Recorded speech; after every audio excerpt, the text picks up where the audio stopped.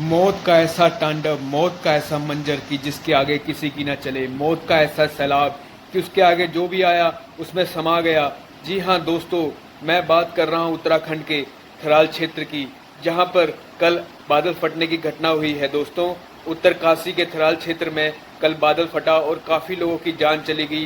काफ़ी लोगों ने अपने घर खो दिए, अपनी दुकानें खो दी, किसी ने अपने परिवार को खो दिया, कोई अनाथ हो गया। दोस्तों, बहुत ही दुखद घटना है। दोस्तों, उसका जो मुख्य कारण है दोस्तों, उस पर हर कोई बात कर रहा है, तो मैं भी उस पर बात करना चाहूँगा। जिस तरह आजकल आप देख रहे होंगे पहाड़ों में जो भूस्खलन रहित ज़मीन है, उस पर जो अवैध निर्माण होता है और उस पर जो प्रोजेक्ट चलते हैं, चाहे वो रोड्स के हों, हाईवे के हों या आपके टनल के हों, या आपके रोपवे बन रहे हैं, पेड़ों की कटाई हो रही है, बहुत ज़्यादा अत्यधिक पेड़ों की कटाई, जिस कारण से जो भूस्खलन रहित ज़मीन है, वहाँ पर जो ज़मीन है वो बिल्कुल ही कमज़ोर हो जाती है और ऐसी चीज़ों को सहन नहीं कर पाती है, जिस वजह से इतनी त्रासदियाँ हो रही हैं, इतने ज़्यादा लैंडस्लाइड बढ़ गए हैं। आप देख रहे होंगे कि हिमाचल भी इस चीज़ के लिए जूझ रहा है। पिछले 2 सालों से हिमाचल में भी ऐसी घटनाएं बहुत ज़्यादा हो रही है। पिछले साल भी हिमाचल में बहुत ज़्यादा तबाही हुई, उत्तराखंड में भी बहुत ज़्यादा तबाही हुई होगी। आपको याद होगा इससे पहले 2012-13 के बीच जब केदारनाथ में त्रासदी हुई थी, काफ़ी लोगों की जान चली गई थी। बादल फटा था, उसने कुछ नहीं देखा था, अपना रौद्र रूप दिखाया था और सब कुछ तबाह कर दिया था। दोस्तों, कुछ ही सेकंड आदमी को संभलने का मौका ही नहीं मिलता है, उसको पता ही लगता है क्या हुआ है उसके साथ। एकदम से सैलाब आता है, ना वो भाग सकता है, ना सोच सकता है, ना समझ सकता है, बस उसके अंदर समा जाता है। क्योंकि जो प्रकृति है वो भी अपना रौद्र रूप दिखाती है, जब उसके साथ छेड़छाड़ करते हैं तो वो भी अपना रौद्र रूप दिखाती है।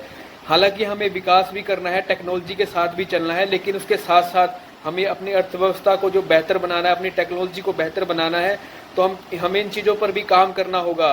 जो भूस्खलन रही ज़मीनें हैं, जैसे कि आपने जापान जैसी कंट्रीज़ है जहाँ पर ऐसी 80% ज़मीन ही ऐसी है, लेकिन वो इस चीज़ों से उभर चुका है और अपने आप को ऐसी चीज़ों से जूझना और ऐसी चीज़ों के जो ट्रेजेडी होती है, आपदा आती है, उससे कैसे निपटना है, उन्होंने अपने सिस्टम को इतना स्ट्रॉन्ग बना लिया है कि वैसी चीज़ों से निपटने के लिए हर टाइम तैयार रहता है। लेकिन हम आज भी तैयार नहीं हैं और इन चीज़ों को नहीं रोक पा रहे हैं, जिसका कारण है हमें ये चीज़ें भुगतनी पड़ रही हैं। अगर हम बात करें इस ट्रेजिडी से पहले जो ट्रेजिडियाँ हुई है, त्रासदी हुई है हमारे देश में, काफ़ी लोगों की जानें गई हैं। हिमाचल में इतनी ज़्यादा तबाही हुई पिछले साल, इस साल भी बहुत ज़्यादा तबाही हो रही है। अवैध लोग जो लैंडस्लाइड हो रहे हैं, इतने ज़्यादा लोगों की जानें जा रही हैं। आप सुन रहे होंगे, इतनी खबरें सुनते होंगे, लेकिन हम एक जो हमारे मौसम विभाग है, जो IMD डिपार्टमेंट है हमारा, वो हमें सूचित करता है यहाँ पर इतनी बारिश होने वाली है, इतना यहाँ पर ये होने वाला है, बादल आएंगे, बारिश होगी, सूचित करता है। लेकिन हमें सटीक, अभी भी हम सटीक टेक्नोलॉजी नहीं ढूंढ पाए हैं जो हमें सटीक जानकारी दे दे कि बादल कब फटेगा। तो अगर हमें वो सटीक जानकारी मिल जाए बादल फटने की, या इस समय ये होने वाला है, तो हम उससे पहले ही सूचित हो जाए और अपने घरों को खाली कर दे, उस जगह को खाली कर दे। उससे क्या होगा, आपकी जान बच जाएगी। ठीक है, आपको नुकसान होगा, आपके जो मकान है उनको नुकसान होगा, लेकिन आपकी जान तो बच जाएगी ना।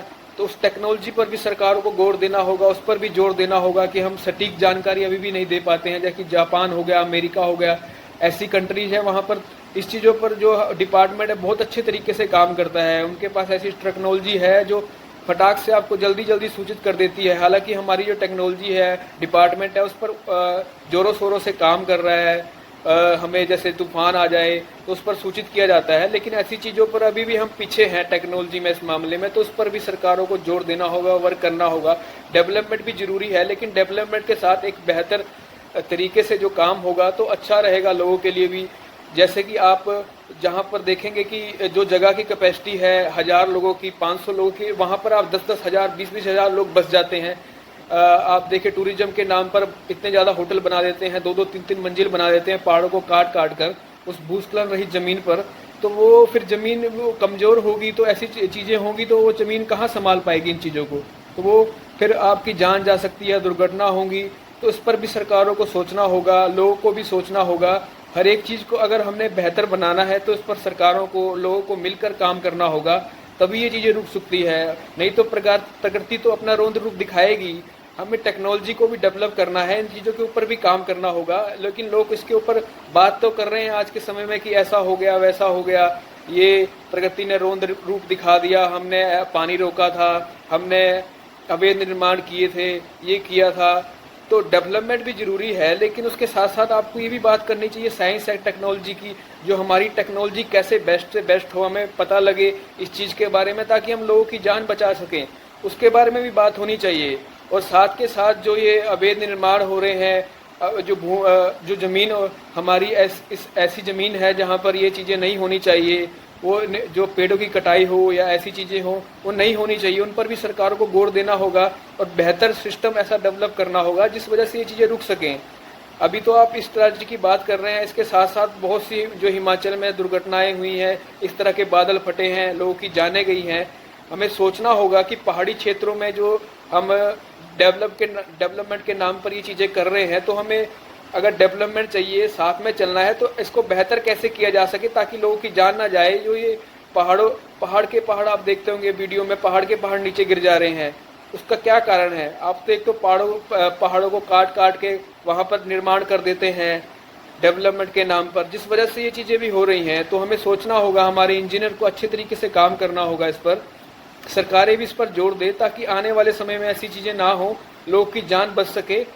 बिल्कुल इस पर सरकारें सोचे, कार्रवाई करें, और जो लोगों की राय है अच्छी से अच्छी राय हमें दे, कमेंट करके बताएं कि इस पर सरकार को बेहतर से बेहतर क्या करना चाहिए। प्लीज़ हमें कमेंट करें, शेयर करें अपनी वीडियो, अपनी राय हमें बताएं